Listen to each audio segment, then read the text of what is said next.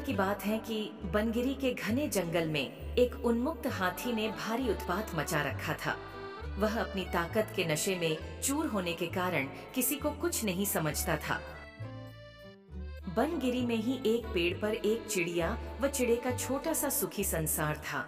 चिड़िया अंडों पर बैठी नन्हे नन्हे प्यारे बच्चों के निकलने के सुनहरे सपने देखती रहती। एक दिन क्रूर हाथी गरजता चिंघाड़ता पेड़ों को तोड़ता मरोड़ता उसी ओर आया। देखते ही देखते उसने चिड़िया के घोंसले वाला पेड़ भी तोड़ डाला। घोंसला नीचे आ गिरा, अंडे टूट गए और ऊपर से हाथी का पैर उस पर पड़ा। चिड़िया और चिड़ा चीखने चिल्लाने के सिवा और कुछ न कर सके। हाथी के जाने के बाद चिड़िया छाती पीट पीट कर रोने लगी। तभी वहाँ कटफोड़वी आई। वह चिड़िया की अच्छी मित्र थी। कटफोड़वी ने उनके रोने का कारण पूछा तो चिड़िया ने अपनी सारी कहानी कह डाली। कटफोड़वी बोली, इस प्रकार गम में डूबे रहने से कुछ नहीं होगा। उस हाथी को सबक सिखाने के लिए हमें कुछ करना होगा। चिड़िया ने निराशा दिखाई। हमें छोटे मोटे जीव उस बलशाली हाथी से कैसे टक्कर ले सकते हैं? कटफोड़वी ने समझाया, एक और एक मिलकर 11 बनते हैं। हम अपनी शक्तियां जोड़ेंगे। कैसे? चिड़िया ने पूछा। मेरा एक मित्र वियांख नामक भंवरा है, हमें उससे सलाह लेना चाहिए। चिड़िया और कटफोड़वी भंवरे से मिली। भंवरा गुनगुनाया, यह तो बहुत बुरा हुआ। मेरा एक मेंढक मित्र है, आओ उससे सहायता मांगे। अब तीनों उस सरोवर के किनारे पहुंचे जहां वह मेंढक रहता था। भंवरे ने सारी समस्या बताई।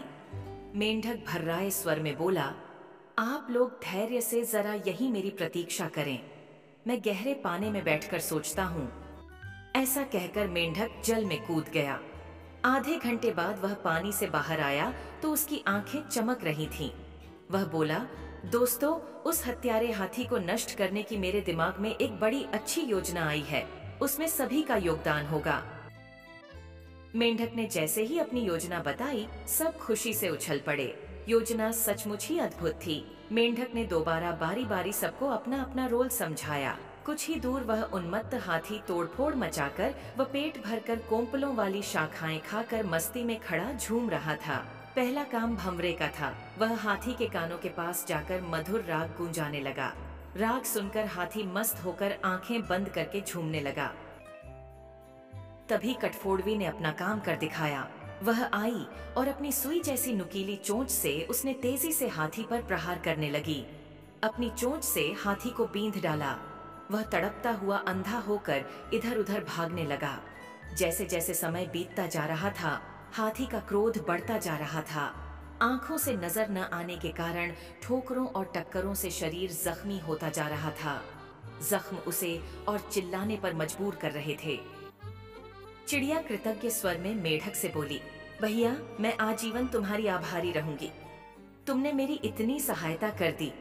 मेढक ने कहा, आभार मानने की जरूरत नहीं, मित्र ही मित्रों के काम आते हैं। एक तो आंखों में जलन और ऊपर से चिल्लाते चिंघाड़ते हाथी का गला सूख गया।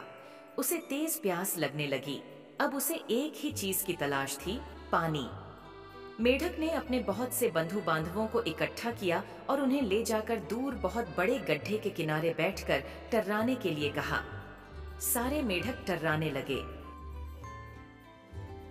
मेढक की टर्राहट सुनकर हाथी के कान खड़े हो गए।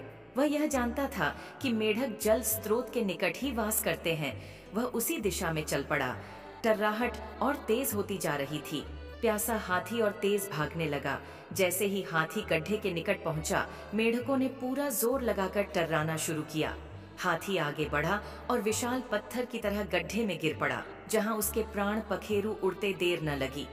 इस प्रकार उस अहंकार में डूबे हाथी का अंत हुआ। इस कहानी से हमें यह सीख मिलती है कि एकता में बल होता है। छोटे और कमजोर जीव भी मिलकर एक शक्तिशाली दुश्मन को हरा सकते हैं। हमें यह भी सीख मिलती है कि हमें दूसरों के प्रति दयालु और मददगार होना चाहिए।